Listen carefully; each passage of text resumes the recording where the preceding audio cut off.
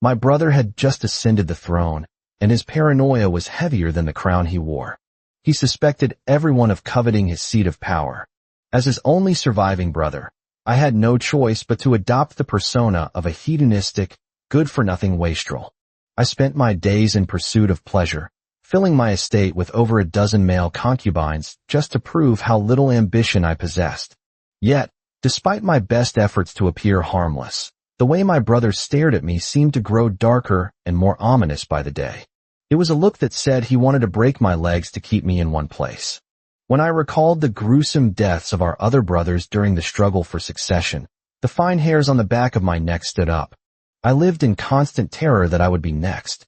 Eventually, I staged my own death to escape. But I was caught.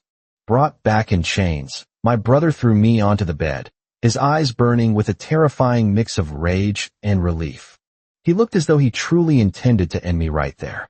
"If you ever try to leave again, Philip," Matthew said, his voice a low, dangerous rumble, "I will break your hands and legs so you can never crawl away from me." My heart trembled in my chest. I looked at the desk nearby, where several memorials and reports were scattered. They were all impeachment letters from ministers listing my crimes. One accused me of being utterly absurd, spending every night drunk in the red light district. Another claimed to have witnessed me molesting the top scholar in the streets. Yet another said I used my status to bully the sons of officials and forced people to write obscene novels for my amusement. Matthew sat on the imperial daybed, his legs covered by a gleaming black leopard skin rug. His expression was obscured by the shadows, dark and unreadable. I decided to brazen it out. I thickened my skin, approached him, and rested my face on his knee just like I used to do when we were children.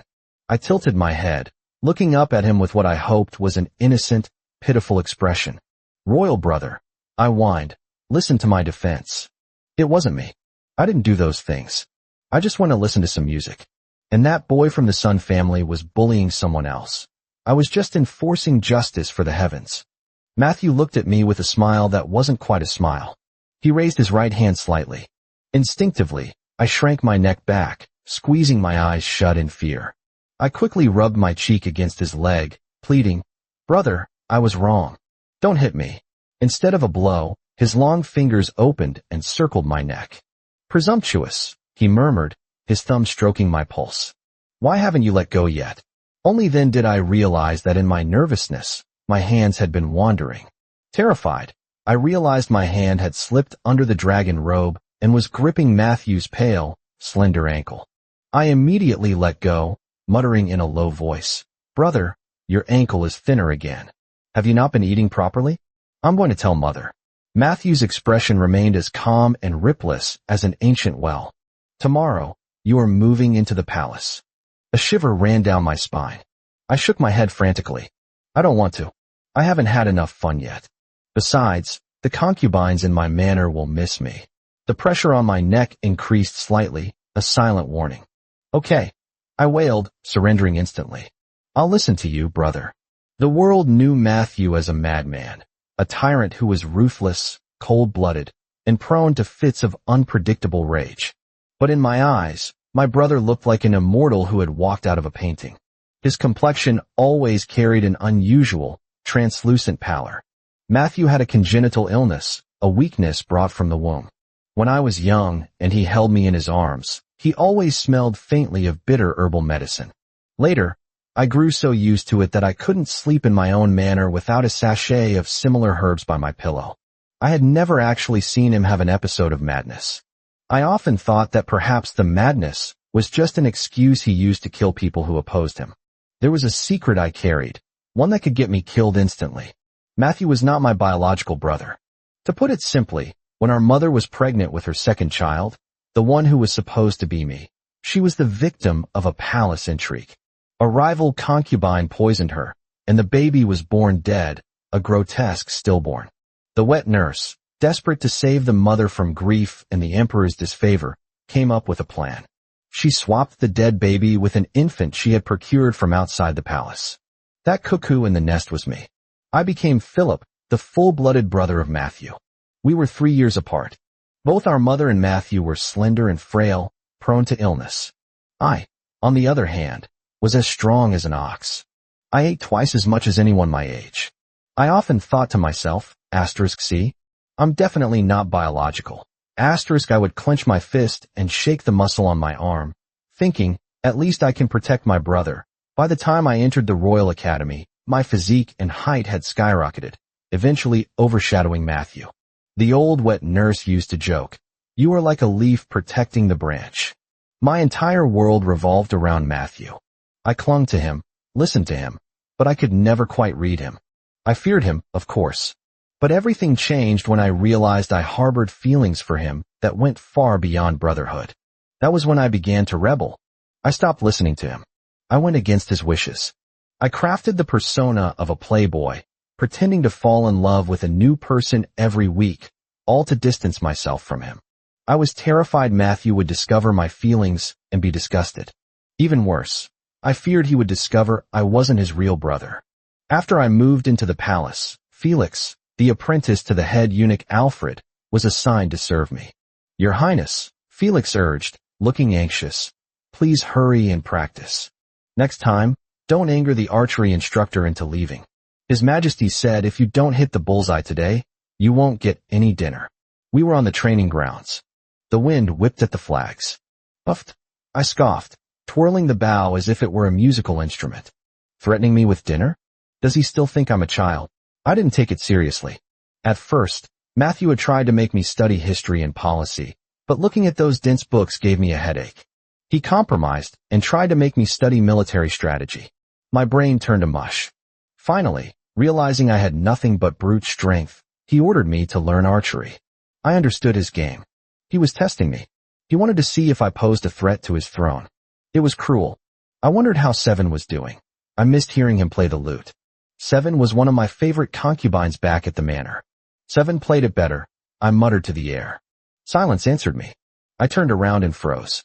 Matthew was walking toward me, wrapped in a heavy cloak of snow-white wolf fur. He looked cold and sharp as frost. He stopped slowly, his dark eyes thickening with an unreadable emotion. "You still don't know how?" he asked, his voice low. I shook my head and blinked rapidly. "Royal brother, your subject is simply too stupid." He didn't speak. Instead, he moved closer. A scent enveloped me, but it wasn't the medicine I was used to. It was a faint, unfamiliar musk. His tall body pressed against my back, overwhelming my senses. One of his hands gripped my waist to correct my posture, while the other covered my hand on the bowstring. "Ah," I gasped internally. Too close. My ears turned bright red instantly. The wind blew, and strands of Matthew's long black hair whipped against my cheek, tickling me. I had no idea when the arrow was released. All I could feel was his cold lips hovering right by my ear, his breath hot and contrasting against my skin. "What are you thinking about?" he whispered. I stammered, unable to form a coherent sentence.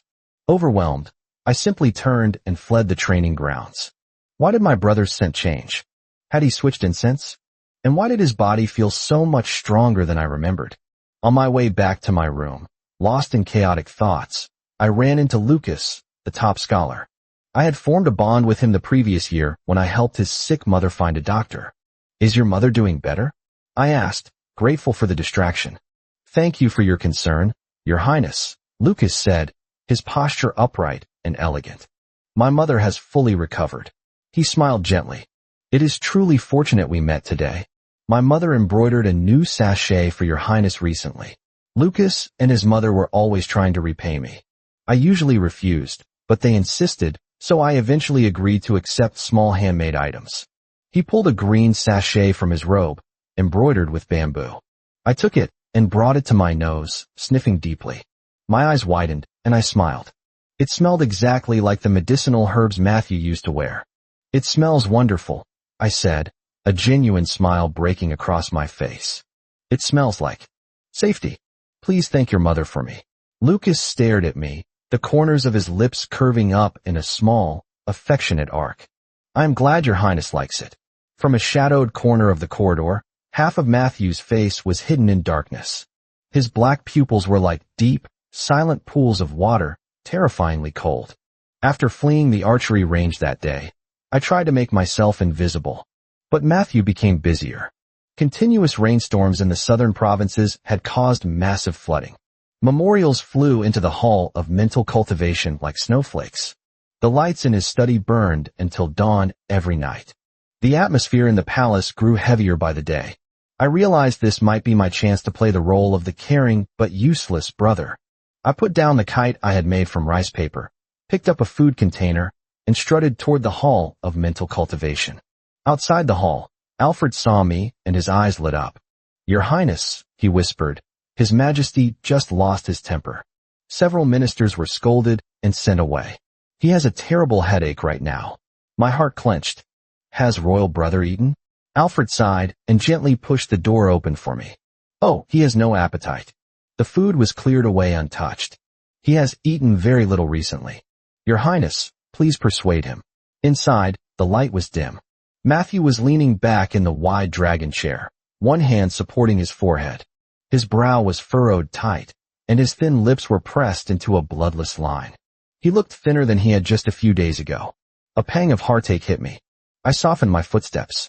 "Royal brother," I called out softly. "Mother had some new pastries made. Won't you try them?" He slowly opened his eyes, revealing a gaze soaked in exhaustion. "Come taste it," I urged, walking to the desk. "It's very sweet." I opened the box, picked up the most exquisite lotus flower pastry, and held it to his lips. Matthew's gaze fell deeply onto my fingers, his Adam's apple bobbing slowly. He didn't open his mouth. "Why won't you eat?" I asked, feeling awkward. "It's delicious. You don't think I poisoned it, do you?" I swallowed nervously. My fingertips holding the pastry began to stiffen. Just as I thought he was going to scold me for being improper, he suddenly let out a very soft sigh. It was light as a feather, but landed heavily on my heart. He tilted his head slightly, his voice raspy. "Headache." I froze. That single word was like a key, instantly unlocking a dusty box deep in my memory. When we were children, whenever it rained, his old illness would flare up, and he would have terrible headaches. He would lean on me just like this, close his eyes, and whisper, "Philip, headache." Back then, I would always extend my chubby little hands and clumsily but earnestly massage his temples. My body moved faster than my brain. I put down the pastry, wiped my hands on a handkerchief, and walked around to stand behind him. With careful, tentative movements, I placed my fingers on his temples. Touching his cool, tight skin, my heart skipped a beat. I screamed internally, "This is too intimate." I immediately wanted to pull my hands back and play it off with a joke. "Haha, brother, look at my memory. I just remembered I have to, don't move." His low, hoarse voice cut me off. It was a command, yet it carried a trace of dependence I hadn't heard in years. I froze, my fingers resting on his forehead. "Press," he uttered another word, allowing no refusal. Then, he slowly closed his eyes again. His thick eyelashes cast a small shadow under his pale eyelids. I held my breath. My strength was neither too light nor too heavy. Under my movements, his furrowed brow slowly, bit by bit, began to relax. My heart felt like it had been slammed by something heavy. Since realizing my feelings, I had avoided him to suppress my dark desires. But the moment I got close to him, my heart refused to obey. For a while, time seemed to stand still. The only sound in the hall was our shallow breathing. Under Matthew's harsh supervision, the disaster relief in the south finally stabilized. The atmosphere in the palace relaxed, and my obedient behavior seemed to ease his tight nerves. At least, the look in his eyes, the one that suggested he wanted to break my legs, had faded. Our relationship became like a calm lake. Then, after dinner one evening, Felix leaned in mysteriously. "Master," he whispered, "word from the emperor.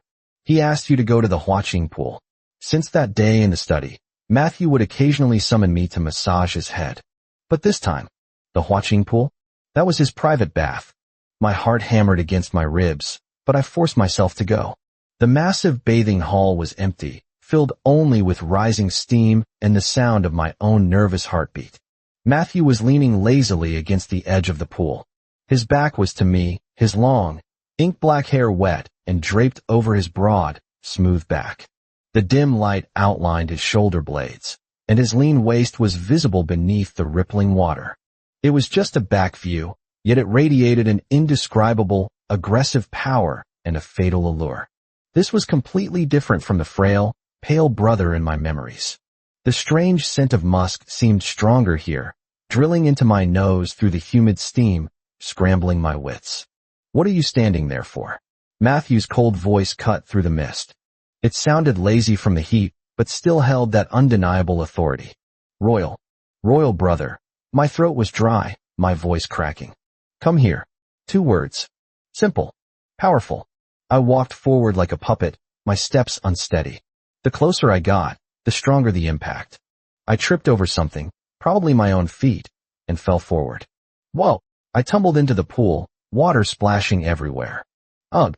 As if he knew exactly what was going to happen, Matthew's hand shot out and clamped onto my waist, steadying me in the water. My face ended up right against his collarbone. My gaze traveled down uncontrollably. The rippling water, the flickering light, the tight lines of his chest, the vague outline of his abdomen under the surface. A rush of heat surged straight to the top of my head. I groaned muffledly and instinctively covered my nose. Between my fingers, I felt warm, sticky wetness. Blood. I was having a nosebleed. Humiliation and panic drowned me instantly. I am dead. I stared at the Emperor while he was bathing and got a nosebleed. This is a death sentence. I scrambled to find something to plug my nose, daring neither to look up at him nor look down. I wanted to dig a hole in the floor tiles and vanish. Heh. A very light, amused chuckle came from the mist above me. I went rigid, covering my face, ignoring the blood seeping through my fingers. My face felt like it was on fire. No, I have to maintain my persona. I bit my lip and deliberately said, "Brother, you keep me trapped in the palace. My heart is restless, and I have no outlet. That's why this happened." "Philip," he called my full name. His voice wasn't loud, but it pierced the steam clearly, carrying a cold, terrifying scrutiny. "When those male concubines in your manor bathe, do you also care for them this much? Do you watch them with such boiling blood?" I was stunned. Before I could speak, his tone shifted again. "And you like this sachet that much? Wearing it every day, never letting it leave your body." "What sachet?" I followed his gaze. The green sachet Lucas had given me was floating sadly on the water's surface, detached from my belt. I immediately scooped it up, looking exaggeratedly regretful. "Oh no, it's soaked. The scent will definitely fade. What a waste. You are truly." I looked up and met Matthew's eyes. They were bone-chillingly cold, harboring a trace of barely suppressed, violent rage. Bad. I'm going to be killed. My brain had only one thought. Escape. Immediately. "Brother, forgive me. Your subject. I really can't massage your head today." "Excuse me," I shouted incoherently, clutching my nose like a cat whose tail had been stepped on. I didn't dare look at him again. I turned and scrambled out of the pool, splashing and stumbling, rolling and crawling out of the hall in a pathetic display. I was soaked, blood smeared over half my face, looking like a drowned rat. Felix was terrified when he saw me. "Master, what happened to you?" He rushed to help me wipe my face and change my clothes. After washing up, I buried myself in my blankets, wrapped up like a cocoon, growling in frustration. A nosebleed could be explained by dry weather. But the sachet. Lucas gave me that sachet.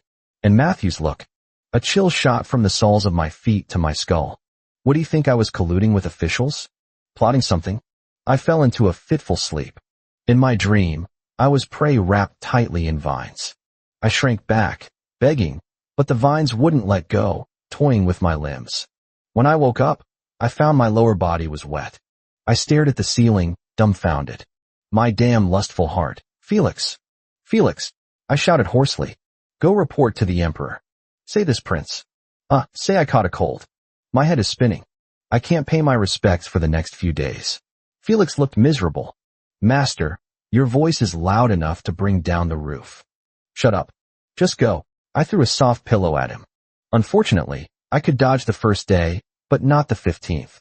The Dowager Empress, our mother, sent word summoning both Matthew and me to the Palace of Compassion for a meal. Mother was the kindest person I knew, but also the sharpest. She wanted to ease the tension between us. I had to go. The Palace of Compassion was warm and fragrant. The dishes were exquisite. Mother sat at the head of the table, smiling gently as she looked at me, then at Matthew, who was wearing casual black robes and looking indifferent.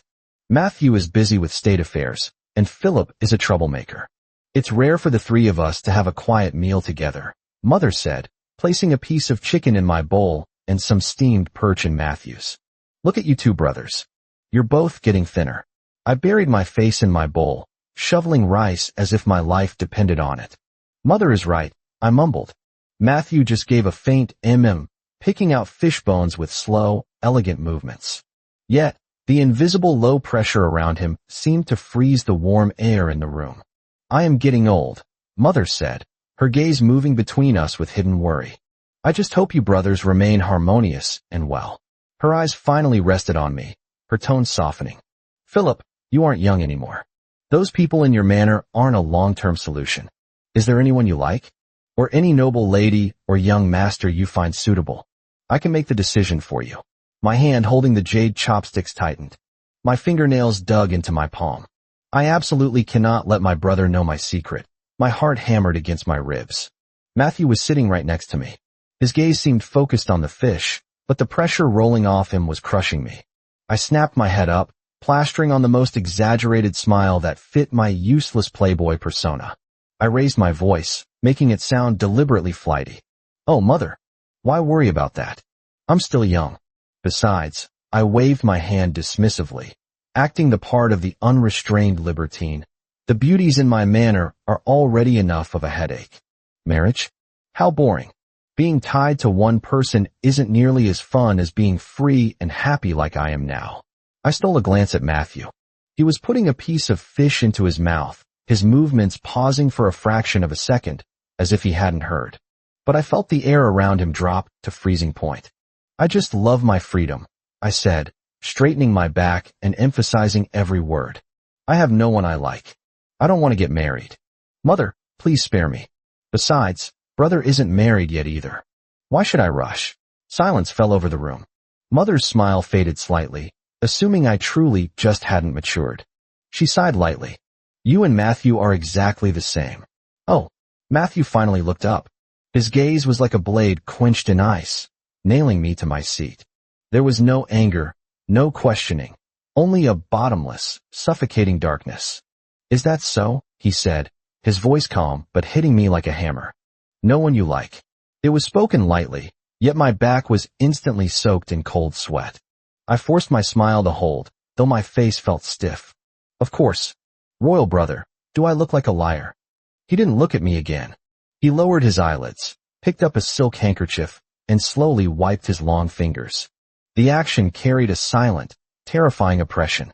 The meal tasted like ash. I endured until Mother grew tired, then practically jumped up to excuse myself, fleeing the palace of compassion as if demons were chasing me. Outside, it had started to rain.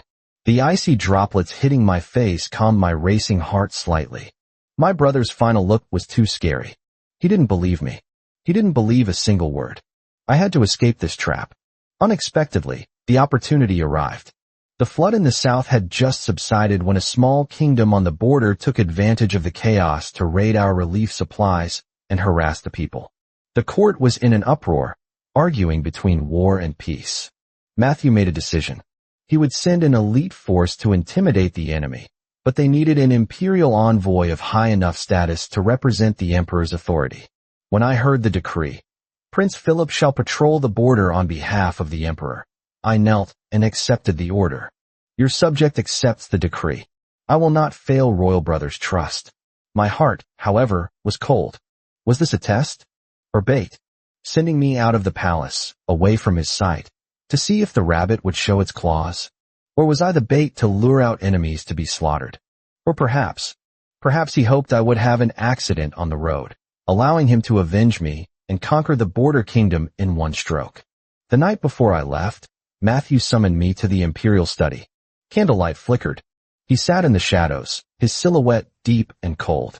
The journey is long, and bandits are rampant. His voice was devoid of emotion. I am giving you a squad of imperial guards to protect you. Imperial guards, he emphasized the words. It was protection, but it was also surveillance.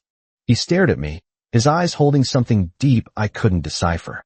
Philip, Mother and I will wait for you in the palace. Do not disappoint me. I paused, blinked, then gave him a cheeky grin. Thank you, brother. With your guards, I'll definitely come back without missing a single hair. Inside, I was calculating. This is it. The sky is high and the emperor is far away. This was my best chance to shed my skin like a cicada. Rather than staying in the palace to be scrutinized, suspected, and potentially executed when my lineage secret came out, I would vanish. I would let Prince Philip die. Matthew could sit securely on his throne, and I would gain true freedom. A bold and crazy plan formed in my mind, faking my death. The journey was treacherous. Captain Zhao of the Imperial Guards was Matthew's confidant and never left my side. We encountered several bandit attacks, creating chaos. My chance came during a river crossing. It was a turbulent, wide river. Our boat was ambushed by elite southern raiders. Fire arrows rained down, and screams filled the air. The boat tipped. In the confusion, I allowed a stray arrow to hit my shoulder. I cried out in pain and threw myself into the raging water. Your Highness! Captain Zhao's roar was drowned out by the river and the fighting. The freezing water swallowed me. I held my breath, ignored the searing pain in my shoulder, and swam desperately downstream. Chaos was the best cover. My loyal death-sworn servants, whom I had arranged beforehand, were waiting underwater. They dragged me to a hidden spot. At the same time, a corpse with a build similar to mine, dressed in my robes and with a face made unrecognizable by the water and rocks, was released downstream. The wound was real. The fall was real. The chaos was real. I bet everything on this play. For the next few weeks, I hid in a secluded village on the southern border to heal. News traveled slowly, but I could imagine the uproar in the capital. Prince Philip, patrolling the border, ambushed, fell into the river, died. Corpse recovered, face unrecognizable. It was a perfect narrative. Touching the healing scar on my shoulder, I felt relief, but also an indescribable emptiness and dull pain. I didn't have to pretend anymore. I didn't have to live in fear. But I would never see him again. Maybe it was for the best. Mother would be sad, which made me feel guilty. I planned to send her a secret letter once enough time had passed. As for my brother, I thought I had succeeded. I thought I could start a new life. I underestimated Matthew. I underestimated his obsession. Barely half a month later, in the dead of night, the village's silence was brutally shattered. Torches turned the night into day. The door to my small hut was kicked open. Standing in the doorway was a figure in black travel gear, covered in dust, but radiating terrifying power. His face was pale, expressionless.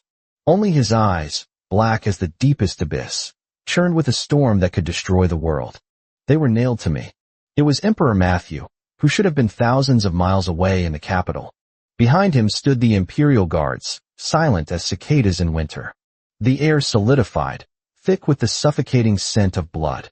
The color drained from my face. My mind went blank. I forgot how to breathe. How did he find me so fast? Did he realize the corpse was fake? Matthew walked in, step by step. His boots hit the wooden floor with heavy, dull thuds. Every step trampled on my heart. The murderous aura around him dropped the room's temperature to freezing. He stopped in front of me. His seemingly frail figure completely overshadowed me. His cold fingers suddenly clamped onto my chin, the force nearly crushing the bone. I shrank back. He forced my head up, making me meet those eyes burning with rage and something far more terrifying. Phil. IP.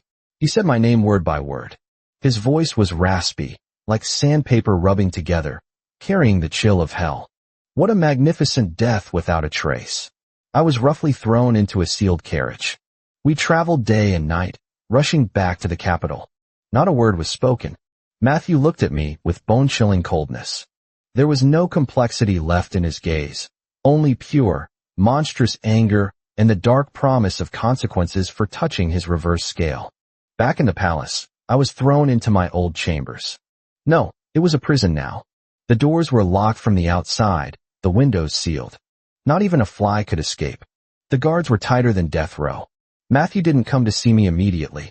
This silent torture was worse than any physical pain. Finally, on a night of thunder and lightning, the door was slammed open. Wind and rain swept in. Matthew stepped out of the storm, his face ghastly white in the dim candlelight, looking like a ghost. I was jolted awake from a light sleep. Brother? Why are you? His eyes were bloodshot, his lips dry and cracked. Why? He asked. Why fake your death? His voice was low, suppressed, like the growl of a trapped beast. Every word was wrapped in thunderous fury. Did you want to change your identity and run away with someone? Do you hate being by my side that much?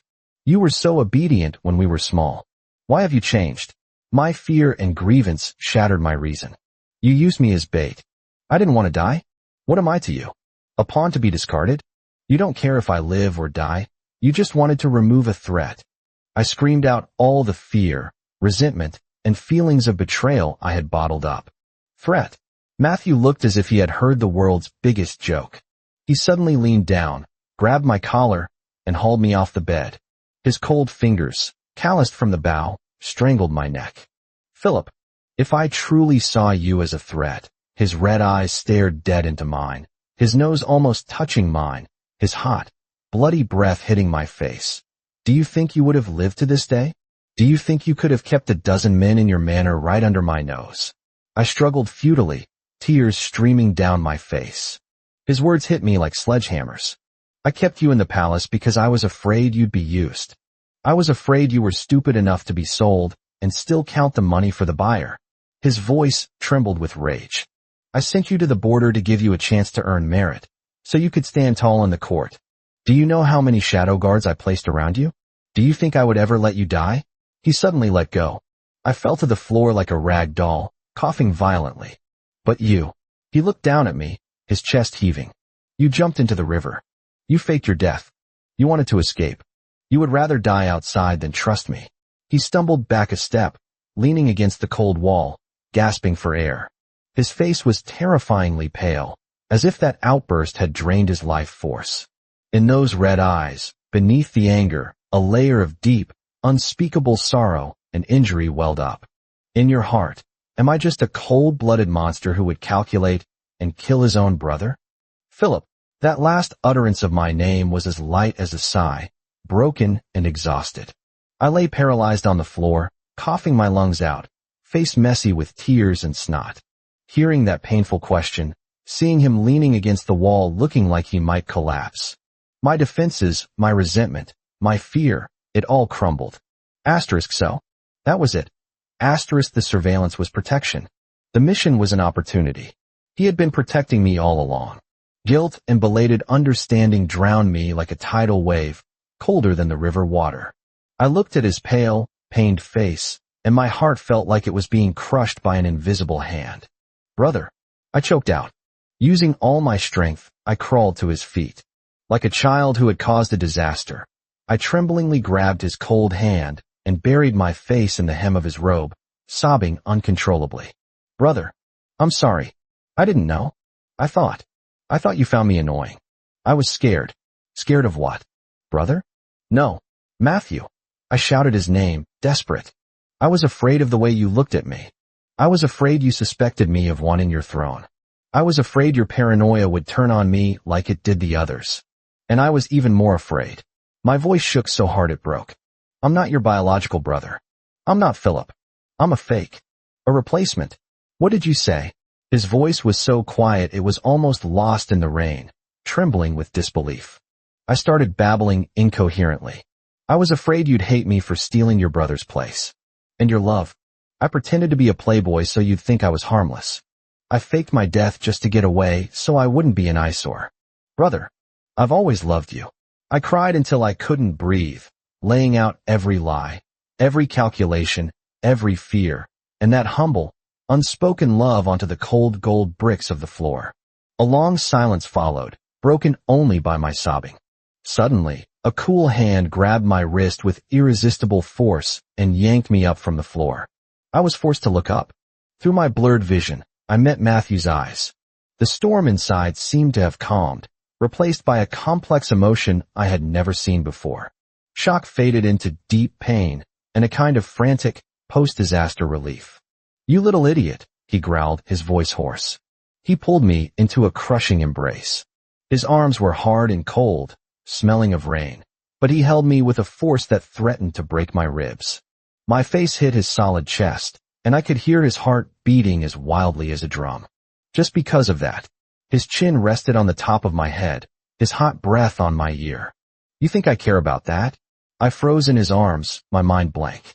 My paranoia, he tightened his arms, was never about you wanting the throne. I was paranoid about those messy people in your house. I was paranoid about the way you looked at that scholar. I was paranoid about the sachet you wore every day. I was paranoid that you said you had no one you liked. He pushed me back slightly, gripping my shoulders, forcing me to look at his burning eyes.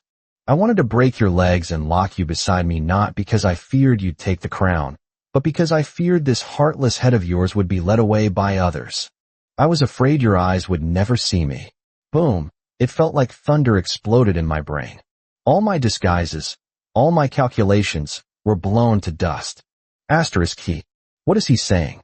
He was jealous. Asterisk but I'm not. I stammered, my brain stalling from the shock. Is blood important? Matthew interrupted, his eyes sharp as knives but filled with a paranoid certainty. Does it matter? The one who followed me calling brother was you. The one who caused trouble for me to fix was you.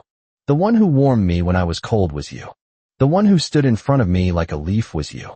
And the one who makes me worry, makes me grit my teeth, makes me want to grind him into my own bones, is still you. Philip. He pinched my chin, his thumb wiping away a tear roughly.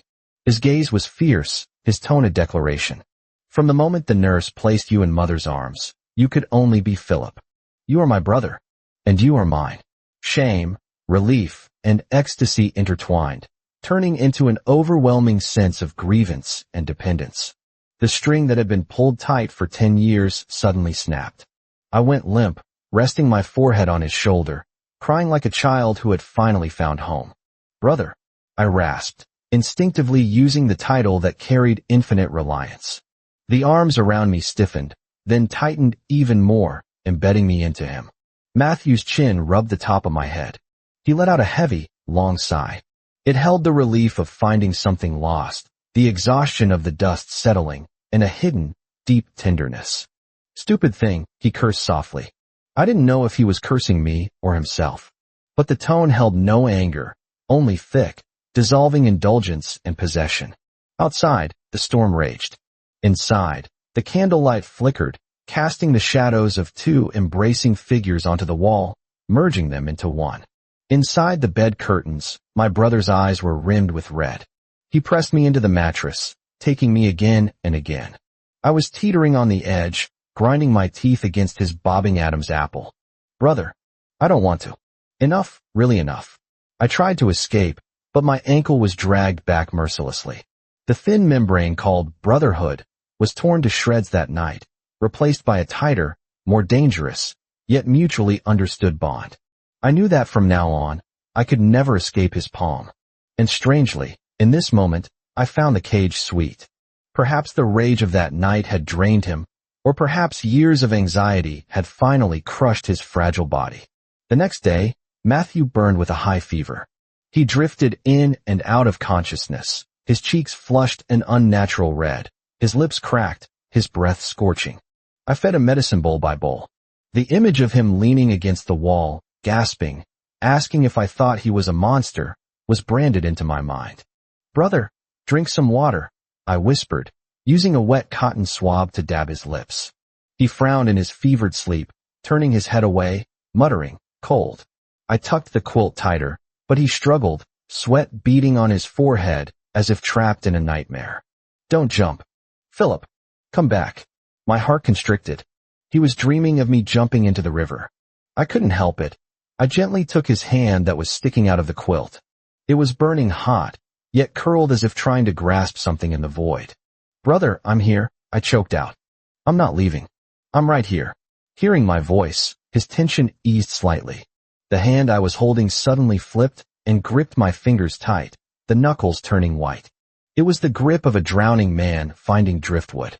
I let him hold on, not daring to move. I lowered my head, resting my forehead on the back of his hand.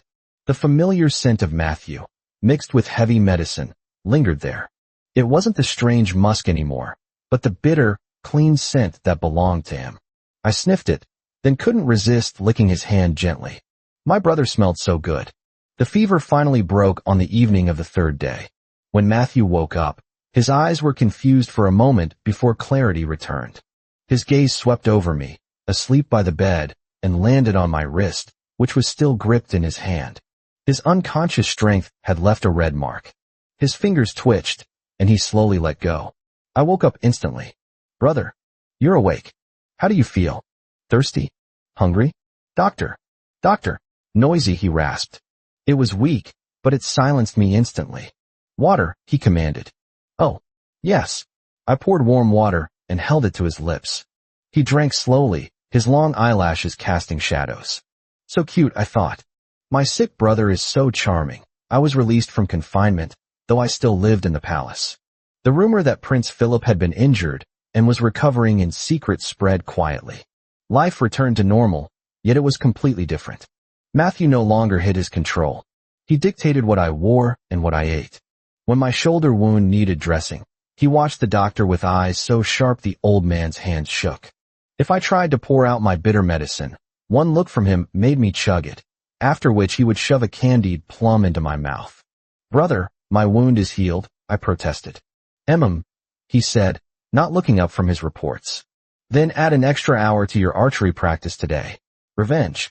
Pure revenge for faking my death." But mostly, there was an unspoken intimacy. When he worked late, he would naturally call me over to massage his temples. I stood behind him, my fingers on his skin, feeling not fear, but a grounded sense of belonging. Sometimes he would lean back against me, sighing. "If you're tired, go rest," I'd whisper. He'd answer, but he wouldn't move, leaning his weight fully on me. Sometimes I would fall asleep reading a novel in the side hall. I'd wake up covered in his robe, smelling of him, while he sat nearby working quietly. We didn't speak of the secret lineage again. It was a scar that had healed. Matthew's gaze lost its scrutiny and gained a possessive warmth. And I finally dropped the playboy mask, showing my true, lazy, dependent self. Breaking free from the constraints of brotherhood and facing our darkest secrets had only made the vines of love bind us tighter. The palace was no longer a prison. It was the territory he had marked out for me, and I stayed willingly. Prisoner of the heart. Matthew's perspective that winter was exceptionally cold. In the bedroom, there was only the sound of my mother's soft breathing, the crackle of charcoal, and the tiny, stubborn warmth of another life gripping my finger. I looked down at the small hand holding mine and the wet eyes that reflected only me. In the cracks of my heart, a vine began to grow silently, carrying the cold certainty of possession. He was strong, like a weed growing through stone. Soon, he was stumbling toward me, shouting "brother" in a sticky, sweet voice. The servants said Philip was clingy. Only I knew the truth. I was the one who needed him. He was the only warm thing I could hold. My half-brother, Richard, used to bully me, calling me a sick ghost. I was used to enduring it. Until the day Richard and his cronies cornered me behind the abandoned rockery. Just as Richard kicked me, a small cannonball launched itself at him. It was Philip. He slammed his round head into Richard's waist. "Don't bully my brother," he screamed, his small fists flailing. When Richard raised his hand to strike him, I snapped. I lunged, tackling Richard. In the chaos, I deliberately tripped him, smashing his head into the sharp rock. That night, kneeling before my mother, I lied with a straight face. "He fell. We just tried to help." Mother saw the darkness in my eyes and said nothing. Philip liked to curl up in my arms like a small animal seeking shelter. The vines in my heart tightened. See? Only I can protect him. He can only look at me. But he grew up too fast. Suddenly, he stopped calling for me. He started dodging my gaze. He went to brothels. He brought beautiful boys into his home. Every report was a poison needle in my ear. I crushed a jade teacup in my hand, the shards piercing my skin, but the pain was nothing compared to the jealousy burning my chest. I wanted to break his legs. I wanted to lock him where only I could see him. When he looked at me in the bath, terrified and bleeding from the nose because of me, a twisted pleasure spiked in my heart. But then he made excuses. He mentioned the sachet from that scholar. Snap. The last string of reason broke. I watched him flee. Run, I thought. Run to the ends of the earth. You will never escape my palm. When the news came. Asterisk corpse, unidentifiable asterisk. The world turned black. I vomited blood onto the dragon robe. Asterisk fake. It has to be fake. Asterisk I rode to the border like a demon claiming a soul. When I kicked open that door and saw him alive, shivering in the corner, the hole in my chest was instantly filled with molten lava. He dared to fake his death. He dared to leave me. I kissed him, biting down, tasting his fear and his tears.